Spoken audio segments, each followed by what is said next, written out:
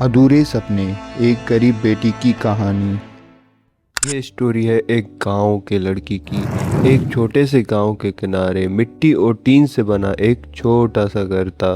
बरसात में जिसकी छत टपकती थी और गर्मियों में पूरा घर भट्टी जैसा हो जाता था।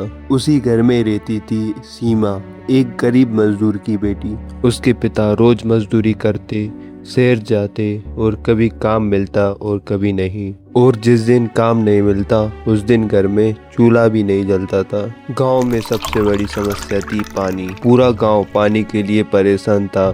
सुबह 4 बजे से ही औरतें और बच्चियां लाइन में लगकर पानी के लिए इंतजार करती थी। रोज स्कूल जाने से पहले कई किलोमीटर दूर पानी भरने जाती थी। उसकी हथेलियों पर बचपन से ही किताबों के नहीं बल्कि बाल्टियों के निशान थे। लेकिन इन सब के बीच में भी सीमा का एक सपना था। वो पढ़ लिख कर अफसर बनना चाहती थी ताकि अपने गांव की हालत बदल सके। वो स्कूल में भी सबसे अच्छी छात्रों में से थी। पुरानी किताबें, टूटी चप्पल और अधूरी नींद के साथ वो हमेशा खुश रहती थी। लेकिन उस गांव का माहौल अच्छा नहीं था।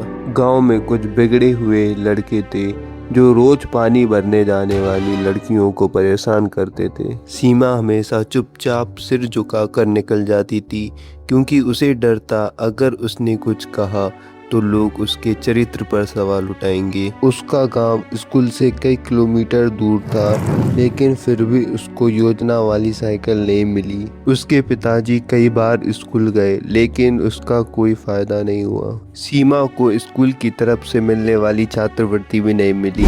बताया गया कि कुछ दस्तावेज में गड़बड़ी है, इसलिए आप इसमें आवेदन नहीं कर सकते। उसके पिताजी ने कई दफ्तर के चक्कर भी लगाए लेकिन उससे कुछ फायदा नहीं मिला। सीमा कई किलोमीटर के लंबे रास्ते को छोड़कर एक जंगल के रास्ते से अकेली जाती थी क्योंकि उसके पास ना टाइम था और ना साइकिल। इसीलिए उसको जंगल के छोटे से रास्ते से होकर जाना पड़ता था। और एक दिन जब वो शाम को स्कूल से घर वापस आ रही थी तब गांव के कुछ लड़कों ने उसका रास्ता रोक लिया। उस दिन सीमा बहुत डर गई थी। वो किसी तरह घर पहुंची लेकिन उस घटना के बाद उसकी चेहरे की मुस्कान कहीं खो गई थी। अब उसने स्कूल जाना कम कर दिया। अब वो पहले जैसी नहीं रही। माँ ने कई बार पूछा, क्या हुआ बेटा, लेकिन सीमा हर बार सिर्फ इतना ही कहती, कुछ नहीं माँ, क्योंकि उसे पता था गरीब लड़कियों की आवाज़ अक्सर घर की 4 दीवारों में ही दब जाती है। कुछ दिनों बाद गांव में उसके बारे में झूठी बातें फैलने लगी। लोगों ने मदद करने की वजह उसे ही गलत ठहराया। उसके पिता टूट गए थे। उन्होंने पुलिस स्टेशन जाने की कोशिश की लेकिन वहां भी उनकी बात सही से सुनी नहीं गई और उनसे यह बोला गया, पहले सबूत लाओ, इतनी रात को बाहर क्यों गई थी। ऐसे सवालों ने सीमा को अंदर से तोड़ दिया।